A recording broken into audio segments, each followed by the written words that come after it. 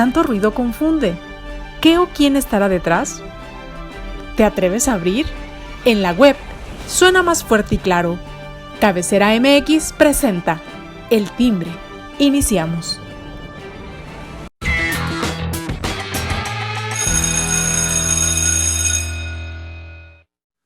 ¿Qué tal, amigos? Muy buen día, me da mucho gusto saludarlos. Ya es miércoles, pues 16 ya de marzo, que rápido, ya estamos a medio mes prácticamente, pasando el medio mes. Y bueno, pues el tiempo sigue avanzando y esto ya nada lo detiene. Así es de que pues aquí estamos con El Timbre, con mucho gusto saludándolos, invitándolos a que pues nos sigan a través de las redes sociales de cabecera, donde usted puede encontrar la información que se va generando momento a momento. Denle like, suscríbase y recibirá toda la información oportuna. Saludo en este día a mis compañeros. Surya Palacios. ¿Cómo estás, Surya? ¿Qué tal? Muy bien, Alberto, Héctor, Carlos, encantada de estar aquí. Feliz miércoles para todos. Excelente, bienvenida. Carlos Maguey, ¿cómo estás, Carlos? Muy bien, gracias. Buen día. Aquí arrancando. Excelente, bienvenido. Héctor Romero, ¿cómo te va, Héctor? Pues muy bien, gracias. Contento de estar con ustedes, con los que nos ven y escuchan, y ya casi llegando al puente del próximo fin de semana. Ay, ¿verdad que sí? Sí, ya se viene el puente maravilloso. Pues los del nivel básico van a gozarlo, ¿eh? Ellos sí van a tener un buen puente. Así es de que, pues bueno, que lo disfruten, ojalá. Y bueno, vamos a dar inicio sorpresivamente en el transcurso del día de ayer, pues se dio esta noticia, pues que nadie se lo esperaba, ¿no? La detención de El Bronco allá en Nuevo León, donde pues está pues detenido y una situación ahí muy, pues que no se ha aclarado muy bien al parecer, ¿no? Se dice que fue por cuestiones de recabar firmas para su campaña, que pues fueron firmas apócrifas, así parece, pero bueno, pues el que mis compañeros me aclaren y nos aclaren bien cuál es la situación. ¿Qué prevalece en el caso del Bronco, Surya? Sí, bueno, pues formalmente el delito por el que fue aprehendido Jaime Rodríguez, el gobernador de Nuevo León, es desvío de recursos, pero que no se ha informado de manera fehaciente porque todavía no se lleva a cabo la primera audiencia en la cual la Fiscalía de Delitos Electorales de Nuevo León tendría que expresar cuáles son en específico las acusaciones y en su caso el Bronco defenderse de eso. De cualquier forma, lo que se menciona es que se trataría de que durante su campaña presidencial, recordemos que él hizo campaña y dejó un momento la gubernatura, pero bueno, venía de ahí, de la gubernatura, y que habría desvío de recursos públicos del erario de Nuevo León que habrían servido para hacer su promoción y recabar estas firmas. Eso es algo de lo que se quejó Samuel García, el hoy actual titular del Ejecutivo neolonés, cuando era senador de la República. Digamos que él fue el que inició esta denuncia por delitos electorales y desvío de recursos del erario público de Nuevo León para hacer la promoción, presunta promoción del Bronco, con recursos que no le correspondían como candidato independiente a la presidencia de la República. Digamos que esa es serían los cargos que estaría enfrentando. Obviamente, pues se presume inocente hasta que un juez diga lo contrario. Pero bueno, sí, es sorpresivo que un exgobernador esté detenido y de hecho desde anoche se distribuyeron un par de fotografías cuando arribó al penal de Apodaca, que por cierto es un penal que él mandó construir. Entonces, vaya paradojas de la vida. Y bueno, o sea, si realmente existen los elementos de prueba para dicha acusación, pues se tendrá que aplicar la ley, aunque no nos olvidemos que en este tipo de casos, pues también hay un fuerte trasfondo político. y que lo encabeza el actual gobernador de Nuevo León, Samuel García, para, pues, precisamente cobrar cuentas pendientes con un opositor, porque fue siempre, desde que Samuel era senador, pues era manifiesta la animadversión que le tenía al Bronco. Es correcto. En esta situación, bueno, Héctor, perdón, estas implicaciones que se le pues, achacan al Bronco, ¿realmente sí es un fondo político? Definitivamente, desde mi punto de vista, no. Desde mi punto de vista, el Tribunal Federal del Poder Judicial Federal en su momento confirmó una denuncia del INE, y estoy hablando desde el año 2018, donde precisamente el INE hizo su chamba muy bien hecha. La verdad, hay que aplaudirle todo lo que hace el Instituto Nacional Electoral. Hizo su chamba porque había la denuncia de, no nada más de Samuelito, de una bola de ciudadanos independientes también, que denunciaron que se estaba haciendo uso de personal administrativo del gobierno del Estado de Nuevo León, y además que se había hecho una triangulación de recursos a través de empresas para pagar a esos auxiliares que ayudaron a recabar las firmas. Y eso configuraba un delito electoral que desde años antes es un delito grave. Entonces, yo descarto totalmente, desde mi particular punto de vista, que sea un tema electoral, que sea un tema mediático electoral, y más que sea para distraer a la opinión pública de los problemas que tenga Nuevo León, y mucho menos. Creo que se dio la coincidencia de que en base a esa investigación del INE, confirmada por, insisto, por el Tribunal Federal del Poder Judicial Federal, se confirmó, llegó a la Fiscalía, allá sí la Fiscalía de Delitos Electorales trabaja, hicieron su chamba, integraron, la mandaron con un juez, y el juez dispensó la orden de aprehensión correspondiente. Mañana veremos la audiencia de imputación, a ver qué resulta. Es correcto. Bueno, Carlos, este tema del Bronco pues sorprende, ¿no? Mediáticamente no deja de ser algo que llame la atención, ¿no? Claro, y es un golpe favorable, hay que decirlo, a Samuel le pinta muy bien. Lo meta o lo libre o lo saquen de ahí, lo que sea, el golpe está bien dado, ya va a salir vencedor, digámoslo en términos de medios, Samuel.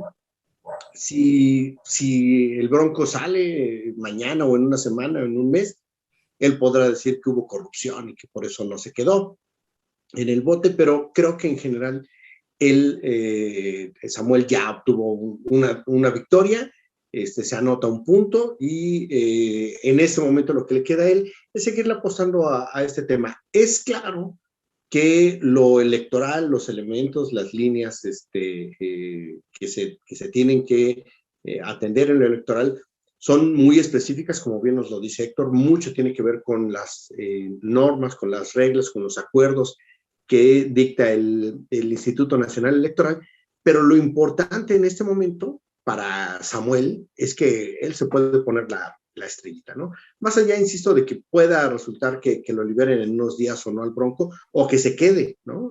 Como sea, él va a salir ya con una victoria.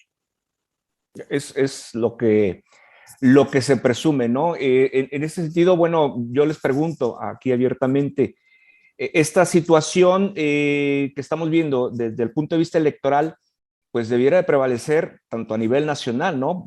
Se habló de que para incluso la recabación de firmas con respecto a la revocación, pues también hubo por ahí malos manejos, ¿no? Entonces, ¿se actúa igual o no se actúa igual a nivel estatal que a nivel federal? Pues ahí está el tema político, precisamente. O sea, en todos estos temas que son estrictamente, bueno, que deberían de ser estrictamente jurisdiccionales, es decir, que el Ministerio Público acusa y existe un presunto responsable de un señalamiento delictivo, Todo eso, bueno, sí corre en el ámbito jurídico del fuero común, en lo electoral o en los estados, o en el fuero federal, que es a nivel nacional. Pero al final de cuentas, siempre en estos casos que, como insisto, deberían de ser estrictamente jurisdiccionales, pues paralelamente corre, digamos, el escenario político y la forma en la que en la lectura que se le da en la opinión pública y la forma que esos actores políticos quieren transmitir el mensaje con respecto a un presunto cumplimiento del Estado de Derecho. Entonces, existen las dos dimensiones y los dos escenarios que corren paralelamente, digamos, de manera lamentable, porque al final de cuentas lo jurisdiccional debería de dirimirse estrictamente en tribunales, en juzgados y tribunales. Pero al final de cuentas terminan siendo todos estos casos, como el de Rosario Robles, como el de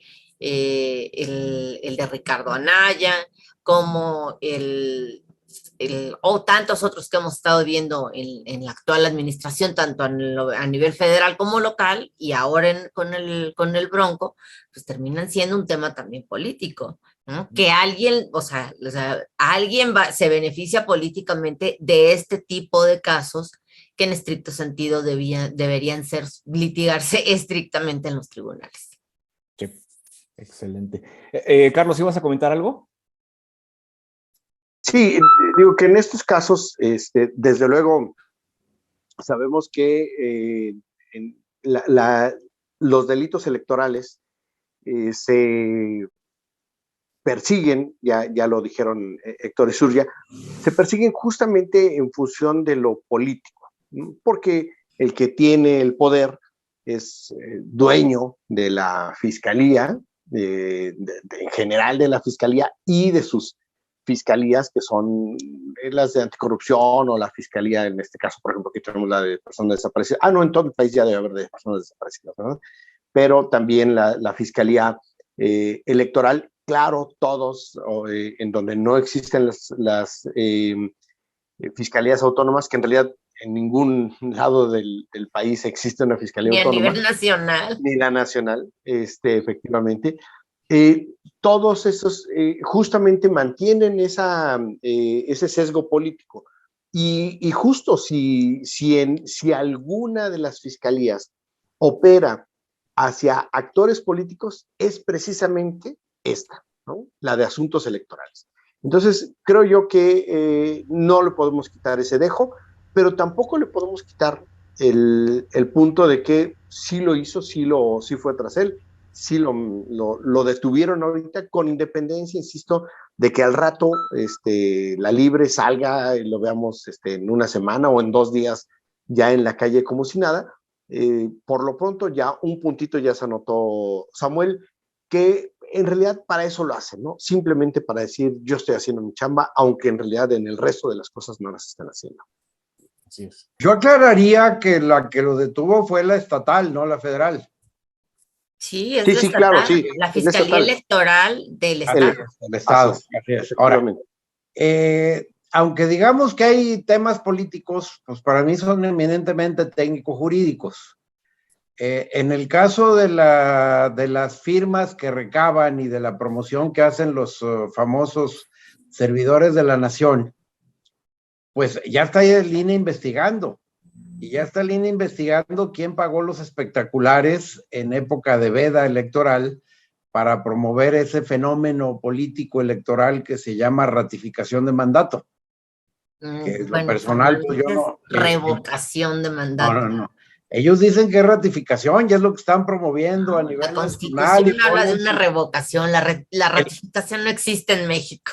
El problema, Surya, fue que un grupo de ministros corruptos no permitieron que se eliminara esa parte de la ley. Entonces quedó la votación 7-4, cuando 3 ministras de reciente ingreso a la Corte y el presidente, que ya está totalmente del lado del grupo de Andrés Manuel, votaron para que no se eliminara la parte inconstitucional de la ley. Entonces se tiene que... No, de la pregunta. De la pregunta, sí, que está en la ley que hicieron para ese efecto. Entonces enfrentamos un tema definitivamente donde ahorita se tiene que investigar si son o no servidores públicos. Segundo, documentar que son servidores públicos. Y tercero, documentar qué trabajo hicieron en promoción de esta actividad en veda electoral. Esto lo veremos en un año o dos reflejado en las investigaciones. Por eso también les urge tomar el control del INE, e irse sobre el INE, para evitar que todas estas investigaciones prosperen. Como lo estamos viendo, si en el caso del Bronco fue en 2018, este tema estamos hablando de prácticamente 4 años después, cuando llegó a fiscalía, se consignó con un juez y se dictó la orden de aprehensión correspondiente. Entonces, definitivamente es un tema de derecho, probablemente salpicadito de un poco de grilla política, pero al final de cuentas, como decimos los abogados, no hay plazo que no se cumpla. Correcto, sí. En este caso, bueno, cerrando el tema del Bronco y todo lo que conlleva, bueno, pues hasta entonces, hasta después de 2 años, nos daremos cuenta si realmente hubo o no delito en el caso de promoción de la revocación, ¿verdad? Como lo dice Héctor. Hasta entonces no nos daremos cuenta, ¿verdad? Más o menos esos son los tiempos en los que, digamos, en lo que se hace la investigación, si es que se logra encontrar algún elemento, claro, porque también fueron muy listos en ese tema, de que, por ejemplo, los espectaculares, la semana pasada el INE mandó quitar todos esos anuncios espectaculares, pero resulta que ningún proveedor que está registrado ante el INE los puso. Resulta que a nadie le han pagado para instalar ese tipo de publicidad a favor del presidente López Obrador. No aparece ninguna organización que diga yo, como ciudadanos, nosotros le estamos pagando, hicimos una vaquita acá entre los vecinos, ¿no? Al revés, o sea, lo que se dice es que parece ser, eso no está confirmado, que parece ser que al menos en los espectaculares que se pusieron en la Ciudad de México, el gobierno del capitalino operó haciendo una presión, cuasi extorsión, como la que utiliza esta administración, tanto en la Ciudad de México como a nivel federal, con los dueños de las instalaciones donde se colocan los espectaculares, diciendo para que donaran su espacio, so pena de que, bueno, precisamente por ser parte del mobiliario urbano, tienen un montón de regulaciones y están a cada rato siendo revisados, clausurados, etcétera, etcétera. Entonces, al existir una presión de ese tipo, con gusto, digamos que algunos propietarios de ese mobiliario donaron su espacio para que pusieran ahí su espectacular a favor de López Obrador, lo cual, digamos que si un ciudadano, o sea, sin ningún tipo de presión, con sus propios recursos lo hace, no constituye ninguna falta ni ningún delito electoral. Pero en este caso estamos hablando del involucramiento de un gobierno que, si se comprueba, sería el gobierno de la Ciudad de México. Ahí sí es donde el INE es donde está investigando y los resultados seguramente, pues, correrán a más tardar, digamos que se den 1 año y luego que pasa el Tribunal Electoral del Poder Judicial de la Federación, etcétera, pues sí, unos 2 años por ahí, por 2024. Bueno, pues ojalá y lo veamos, ¿verdad? Con que se resuelva esta situación. Pero bueno, hay situaciones que no están en nuestras manos y quisiéramos que esto fuera más rápido, más pronto, pero bueno, parece que las autoridades hacen su chamba a la forma en que la deben de hacer. Bueno, cambiando el tema, y hace un momento hablábamos del tema, pues mencionaba la Suprema Corte de Justicia, y bueno, en días pasados, concretamente el lunes, se llevó a cabo este tema del asunto del pleito que tiene el fiscal general de la República, Gers Manero, y pues este asunto con respecto a sus familiares políticos que tiene en prisión por la muerte de su hermano. ¿Cómo vieron esta resolución, esta determinación de la Suprema Corte de Justicia, Carlos? Fíjate que nos hubiera gustado, o me hubiera gustado que ya hubiera algo en firme, que aunque todo apunta a que será favorable para la nuera, perdón, no, para la hija de la concubina del hermano de Hertz Manero, si bien todo apunta que será favorable para ella, no deja de ser un asunto que no está resuelto y que todavía hay que esperar a que se procese. No sé si esto tarde días, semanas o meses, digo, ustedes son los que conocen, Héctor Surya, más de estos procesos, pero lo cierto es que por lo pronto se va a quedar. ¿Qué queda claro? Y creo que no recuerdo quién lo explicó de ese modo. La mujer que está hoy presa, aunque las dos, la concubina fue la primera señalada y luego su hija, por no atender al hermano de Hertz Manero, de acuerdo a lo que él cree que debieron haber recibido de atención, está siendo acusada por no cuidar a alguien con quien ella no tiene obligación, ¿no? No es su papá, no es su hermano, no es su familia, y solamente le están acusando que debió haberle dado cuidados porque es mujer. Es decir, si hubiera un hombre en esa casa, no lo hubieran acusado, ¿no? Le están acusando a ella por ser mujer. Yo creo que en todo caso, a quien tendría que estar acusando sería, si Hertz Manero está en buenas condiciones de salud, pues a él, ¿no? Si tiene más familia directa, sanguínea, deberían estarlos acusando a ellos y no a esta mujer que no tiene ninguna obligación, no tiene ningún lazo sanguíneo y no tiene ninguna obligación, simplemente le están acusando por ser mujer, porque como era mujer le tocaba cuidarlo. ¿De dónde, no? ¿Qué razonamiento es ese del fiscal? Perdón por la expresión, pero bueno, mejor no voy a usar esa. Es realmente un pensamiento retrógrado, ¿no? No quisiera usar una más fea que pueda resultar más ofensiva, pero es pensar como, como agua para chocolate, ¿no? Que Tita se tiene que quedar a cuidar, pero ahí siquiera sí tenía que quedarse a cuidar a sus papás, a su mamá. Aquí no, aquí la mujer no tiene ninguna obligación no tenía ninguna obligación con el hoyo oxiso, para decirlo en términos policíacos, ¿no? ¿Por qué le estarían responsabilizando a ella de los cuidados de un hombre que no era literal ni de su familia, ¿no? Como dirían los Tigres del Norte, ni parientes somos. Sí. Oye, pero yo sí te voy a hacer un comentario, Carlos, al respecto. El término de concubina es cierto, es correcto, ¿no? Digo, en términos, ese es, digamos, el estatus de esa pareja, ¿no? Pero el fiscal Alejandro Gertz Manero lo ha utilizado en contra de su excuñada, que es la mamá de la mujer que está encarcelada, de manera muy despectiva. Independientemente de que en términos legales eso es, digamos que ese es el carácter que adquieren las parejas cuando viven en unión libre, ¿no? Son concubinos. En este caso estamos hablando desde mi perspectiva y precisamente para no revictimizar a estas mujeres y no utilizar el mismo lenguaje que trata de hacerlas menos, precisamente porque son mujeres. Se trata de la esposa, pues, o sea, sí, una señora y un señor, en este caso el señor era hermano de Alejandro Gertz Manero, vivieron durante más de 50 años juntos. Legalmente son concubinos, ¿no?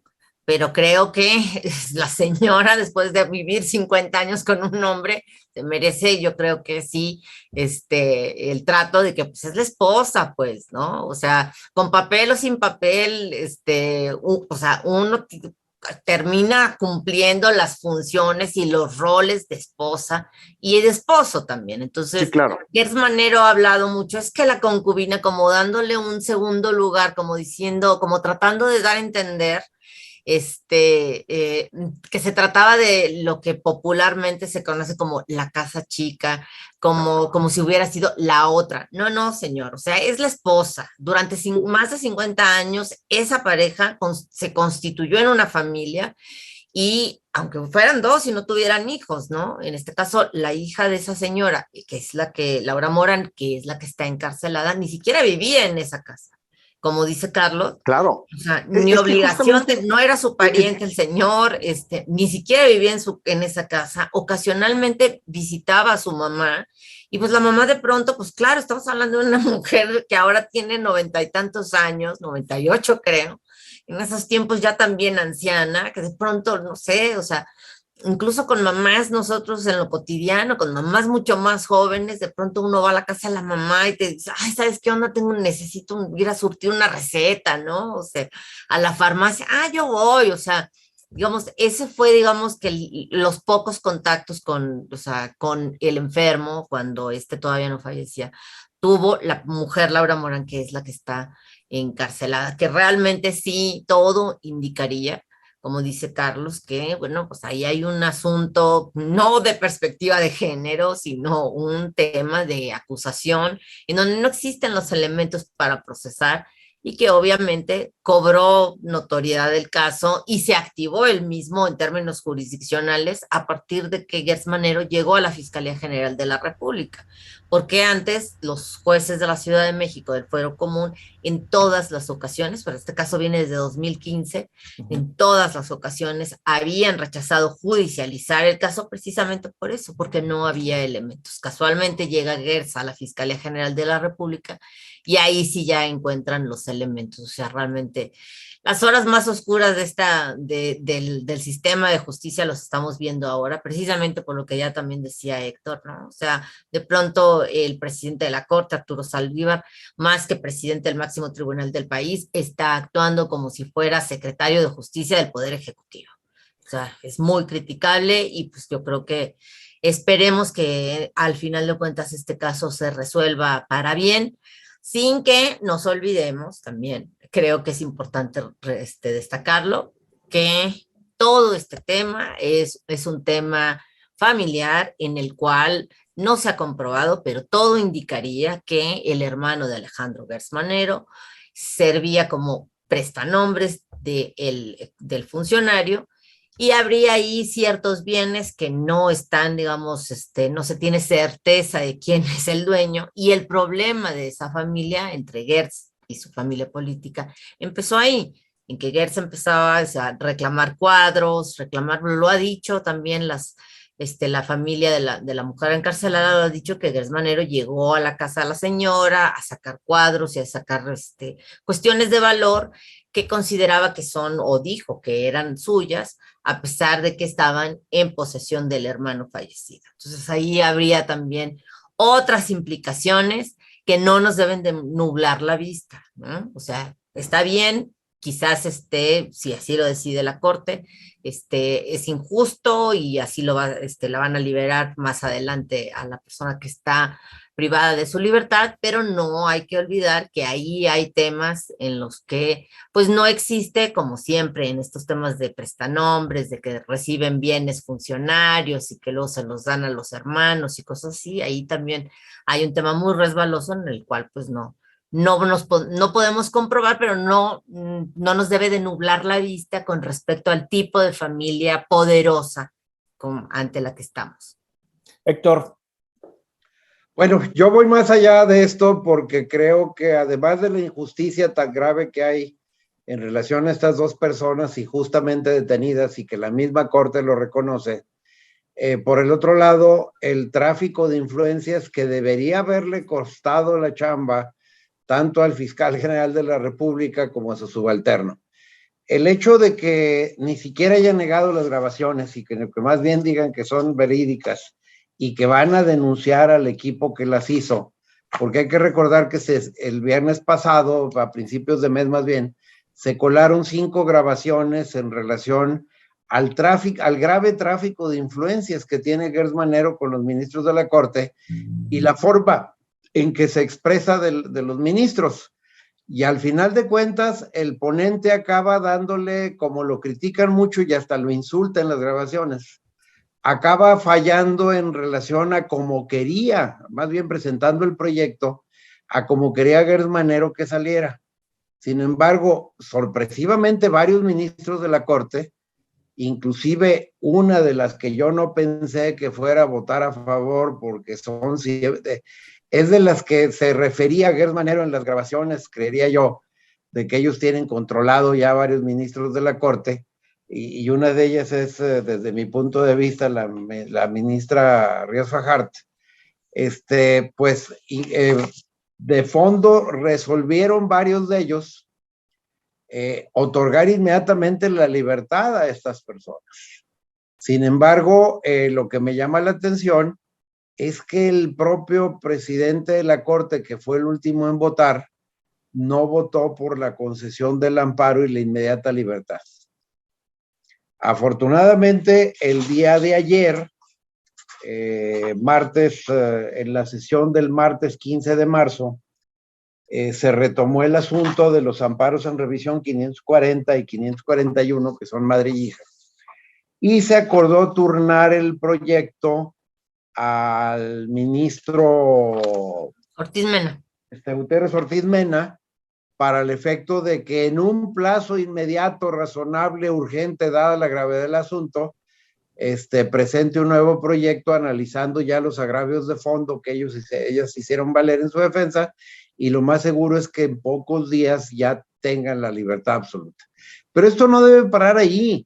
¿Por qué el fiscal general de la República tenía el proyecto de sentencia? ¿Por qué dice que se lo había mandado el presidente de la Corte? O sea, esto es lo que debemos investigar. Son delitos contra la administración de la justicia, y no se vale que el presidente de la República vaya y lo justifique, porque cuando le preguntó un periodista a López Obrador en el tema de que si va a utilizar su cargo para influir en el caso, habría que esperar el resultado. Es que es un tema familiar. Él está buscando la justicia de su hermano porque pues a lo mejor cree que la cuñada lo mató. O sea, no, pues eso no es la función de un presidente en función a su fiscal. Debe inmediatamente ordenar una investigación, tanto el presidente de la Corte a nivel interno como el presidente de la República, aunque digan que el fiscal es autónomo, para investigar todo este tráfico de influencias, porque imagínense en manos de quién estamos. Si el fiscal general de la República, que debe ser un órgano autónomo, que llega hasta la consignación ante un juez y de ahí para adelante ya no es bronca de él, influye hasta en el voto de la Corte y reconoce tener 4 ministros de su lado en todos los asuntos, pues qué bonita impartición de justicia en el país. Es correcto. ¿De qué manera entonces puede dar certidumbre jurídica a cualquier ciudadano, ¿no? Sobre este tipo de situaciones y acontecimientos que se están dando. Y bueno, quiero cambiar rápidamente el tema y pues nos quedan ya prácticamente 5 minutitos. Un periodista más en la lista. Asesinan a otro periodista ahora en Zitácuaro, Michoacán. Se trata de Armando Linares, director de Monitor, un medio digital que transmitía por allá, por esta zona, y bueno, pues lamentablemente vuelve a ser noticia un periodista. Carlos. El número ya ahora resulta un tanto indeterminado. Algunos hablan de 8, otros de 7, otros de 9. Bueno, el caso es que es un alto número de personas asesinadas y que no deberían estar pasando estos casos sin que además se hubiera activado el mecanismo de protección para periodistas. Hay que decirlo, los mecanismos de protección para periodistas y defensores de derechos humanos, tanto el nacional como los estatales, no están funcionando. Hay algunos, como el de Colima, que se supone que tiene incluso recursos económicos, y el de Veracruz tiene dinero que puede ejercer, pero que la verdad es que no funciona. El de Jalisco, por ejemplo, hay que recordar que se instaló hace 4 años. Sus integrantes tomaron protesta, sesionaron y nunca más se volvió a saber de ellos. Y son personajes públicos que están ahí, son incluso algunos periodistas o personas que se dedicaban al periodismo, que hoy ya no lo hacen, pero que es muestra justamente de lo abandonado que está. Ya esas personas, por ejemplo, en el caso de Jalisco, ya ni siquiera es vigente su nombramiento, ya deberían nombrarse a los nuevos integrantes de este mecanismo, y lo que vemos es un desinterés completo de los gobiernos estatales y del federal para brindar la protección a los periodistas que tanta falta hacen y también a los defensores de derechos humanos, que es el mismo mecanismo que debe proteger a unos y a otros. Surya. Ya basta. O sea, realmente es, o sea, lamentable. Nos debe de doler, o sea, muchísimo que, o sea, incluso hace 3 días Armando Linares, antes de ser asesinado, decía que temía por su vida. O sea, realmente, o sea, ¿qué más podemos hacer además de la protesta? Bueno, también señalar que el ambiente que genera los ataques, críticas, animadversión que muestra cotidianamente el presidente López Obrador en contra de la prensa crítica, propicia precisamente que no se den las mejores condiciones para el ejercicio del periodismo en este país. Un país en el que asesinan a más periodistas que en cualquier otro país, incluso en las naciones en donde se encuentran en guerra, ¿no? Entonces, realmente, o sea, luego, precisamente por eso, el pronunciamiento de la semana pasada del Parlamento Europeo señalando y criticando duramente a nuestro país por estos lamentables homicidios. Héctor, esta situación, pues bueno, cada vez más terrible, ¿no? Muy lamentable. En el mes de marzo ya llevamos oficialmente 8 periodistas asesinados, que es una situación más grave todavía porque esta persona que hoy lamentablemente fallece ya había denunciado amenazas por la muerte del otro con el que trabajaban juntos y que también fue acribillado recientemente. Pero yo creo que aquí lo que tenemos que ver es la reacción del presidente, porque va a montar en cólera otra vez porque los medios internacionales, el Parlamento Europeo, le diga que qué pasa con las muertes de los presidentes, y México sea un país que el presidente le vale sombrilla porque odia a los presidentes, los critica, los insulta, los socava. A los periodistas. A los periodistas, a todo mundo, pero principalmente a los periodistas. ¿Qué dijiste, presidente? Ay, perdón.